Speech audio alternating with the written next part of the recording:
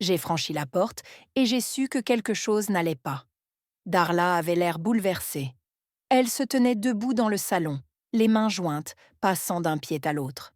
Après 24 ans de mariage, j'avais vu cela suffisamment de fois pour savoir qu'il y avait un problème. Darla rentre généralement de son travail chez le dentiste environ 30 minutes avant moi. Elle en profite pour préparer le dîner et se changer. Mais aujourd'hui, elle était encore en tenue de travail et aucune odeur ne provenait de la cuisine. Quand Darla change de routine, c'est que quelque chose ne va pas. Dick, il faut qu'on parle, dit-elle nerveusement. Bien sûr, ma chérie, répondis-je tranquillement en m'asseyant sur la chaise. C'était à son tour de parler. Qu'est-ce qui ne va pas? Je ne sais pas comment le dire facilement, Dick, alors je vais le dire. Je veux une séparation et peut-être un divorce, dit-elle avec assurance. Je pense qu'une séparation à l'essai serait la meilleure solution, mais elle pourrait conduire au divorce. D'accord, ma chérie, ai-je dit calmement. Je déménage tout de suite. En me levant pour aller dans notre chambre, j'ai vu l'expression choquée de Darla. Elle s'attendait probablement à ce que je pose plus de questions ou que j'en parle. Mais pendant notre mariage, j'ai toujours aimé la surprendre en réagissant d'une manière à laquelle elle ne s'attendait pas. Aujourd'hui encore, elle ne cesse d'être étonnée. C'est elle qui était prévisible, pas moi. Si mon acceptation immédiate de son désir de séparation l'a surprise, mon retour dans le salon moins d'une minute plus tard, avec 2 grandes valises bien remplies, l'a fait chanceler. Je posai les valises près de la porte, sortis un papier de ma poche et le tendis à Darla. Voici ma nouvelle adresse et mon nouveau numéro de téléphone. Vous pouvez toujours m'appeler sur mon portable.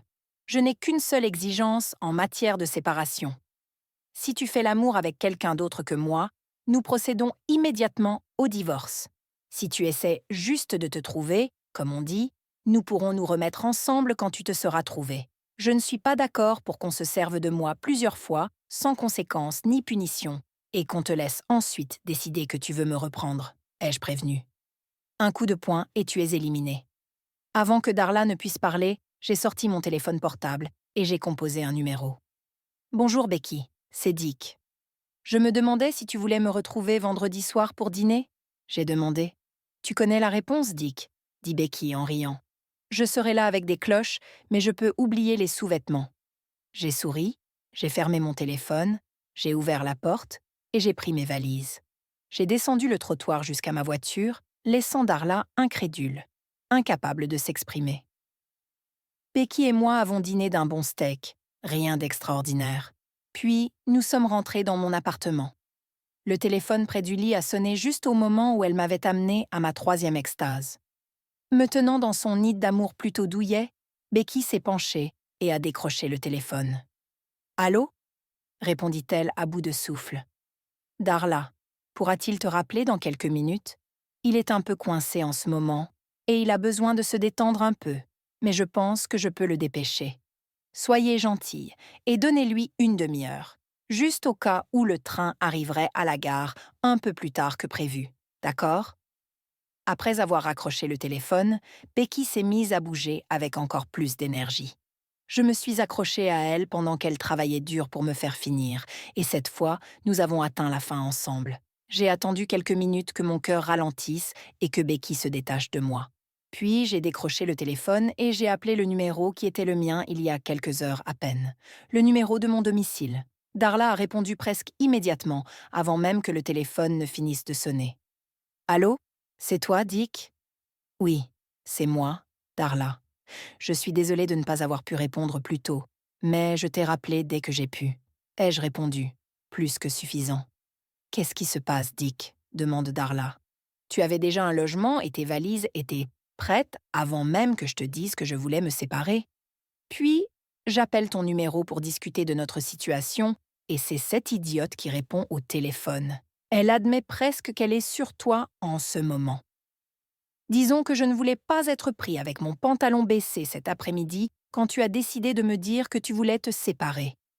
Être pris avec mon pantalon baissé il y a quelques minutes est bien moins désagréable. Becky n'est pas vraiment stupide, du moins, je ne le pense pas. Je suppose que je pourrais lui poser la question si c'est important pour décider si nous allons nous réconcilier ou non. ai-je souri en caressant les fesses lisses de Becky. Bâtard! Darla s'est exclamée. Tu m'as dit qu'on ne ferait l'amour avec personne pendant qu'on était séparés. C'est juste un test. Ce n'est pas exactement ce que j'ai dit, Darla, ai-je répliqué. Je t'ai dit que si tu faisais l'amour avec quelqu'un d'autre, nous allions définitivement divorcer. Je n'ai jamais dit que je ne l'avais pas moi-même. Tu es un vrai morceau de... Darla m'a lancé un coup de gueule. Quoi, tu crois que tu peux jouer avec d'autres règles ou même les dicter? Si tu peux coucher avec qui tu veux, je pense que j'en ai le droit aussi. Ce qui est bon pour Loi est bon pour le jar. Et tout ça, Dick. Bien sûr que tu peux, Darla. Je te dis juste que ça va mener à notre divorce. Je ne veux pas être cocu, ai-je déclaré. Alors, nous devrions divorcer parce que tu as couché avec cette fille, n'est-ce pas? Demande Darla. Je pense que nous devrions demander le divorce lundi matin. Ça me semble juste, non? Pas vraiment, Darla. Laisse-moi t'expliquer. C'est toi qui as choisi de te séparer, ce qui nous a forcés à nous séparer, même si je ne le voulais pas. Tu l'as fait par ton propre choix. C'est une grande différence. De plus, je t'ai dit dès le début que si tu couchais avec quelqu'un d'autre, je divorcerais. Tu ne m'as jamais rien dit de tel. Mais en fin de compte, tu as toujours le droit de demander le divorce si tu le veux. Alors si c'est ce que tu veux, vas-y et demande le divorce. C'est aussi simple que cela, ai-je conclu. Mais je ne suis pas sûre de vouloir divorcer, Dick. Je veux juste une séparation pour réfléchir à certaines choses, insiste Darla. Alors il n'y a pas de problème, nous sommes séparés. Tu as ce que tu veux, ai-je conclu. Ce n'est pas juste, se plaint Darla. Darla, je n'ai pas demandé à être séparée. Je ne l'ai pas voulu. Je voulais ma vie et ma femme telles qu'elles étaient, enfin, presque. Tu m'as enlevé cela. En conséquence de la séparation, je veux dire que je ne vais pas me passer d'amour parce que tu as un insecte dans le cul. Si ça te fait plaisir, tu peux venir ici 3 ou 4 soirs par semaine, et je t'aimerai bêtement. D'ailleurs, je n'irai pas voir toutes les femmes que je pourrais convaincre de coucher avec moi ici, ai-je raisonné. Quel genre de séparation est-ce, Dick? Je n'ai jamais entendu parler d'un couple qui se sépare et dont la femme laisse l'homme l'aimer tout le temps pour qu'il lui reste fidèle. Alors ce ne serait même pas une séparation, n'est-ce pas? Darla demande de la clarté. Je n'ai pas encore lu le manuel de séparation, Darla. Je vois que je dois être plus claire. Je ne vais pas laisser cette séparation m'empêcher d'avoir une vie sexuelle comme notre mariage l'a déjà fait. Qu'est-ce qui ne va pas chez toi, Dick? Dit Darla. Tout ce que je voulais, c'était une simple séparation pour voir si nous pouvions rester mariés. En quelques heures, tu t'es transformé en quelqu'un d'obsédé par le sexe. Tu es impoli, grossier et irrespectueux. Je ne t'ai jamais trompé et je n'ai jamais demandé à me séparer. J'essaie juste de comprendre les choses par moi-même. Pour l'instant, j'essaie de comprendre les choses avec une femme qui essaie de tout assimiler. Nous pourrions en parler demain, ai-je plaisanté en raccrochant le téléphone. Cette conversation est vraiment excitante. Deuxième histoire.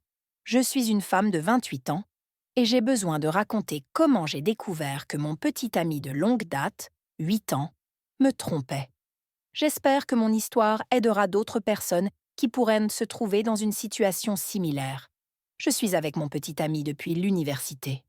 Nous avons traversé beaucoup d'épreuves ensemble et je pensais que notre relation était solide. Mais récemment, il a commencé à se montrer distant, à faire des cachotteries sur son téléphone et à sembler distrait lorsque nous étions ensemble. J'ai essayé de l'ignorer, mais quelque chose ne collait pas. Le mois dernier, j'ai décidé de vérifier son téléphone pendant qu'il était sous la douche. Je sais que ce n'était pas le meilleur choix, mais mon instinct m'a poussé à le faire. J'ai trouvé des textes et des photos montrant qu'il voyait quelqu'un d'autre. Les textes étaient flatteurs et les photos étaient plus qu'amicales. Mon cœur s'est effondré. Lorsque je l'ai confronté, il a d'abord tout nié, mais lorsque je lui ai montré les preuves, il a admis sa liaison. Il a dit qu'il s'agissait d'une erreur ponctuelle et qu'il ne savait plus ce qu'il ressentait. J'étais effondrée. Nous avions parlé de mariage et d'avenir ensemble. Je me suis sentie profondément trahie et irrespectueuse. Pour ne rien arranger, Il a essayé de minimiser sa liaison, en disant qu'elle ne signifiait rien et que je devais simplement lui pardonner et aller de l'avant. J'ai rompu immédiatement avec lui, en lui disant que j'avais besoin de temps et d'espace pour faire face à la situation. J'ai encore le cœur brisé et j'ai vécu des émotions en dents de scie. Pour l'instant, je me concentre sur moi-même et j'essaie de trouver une solution.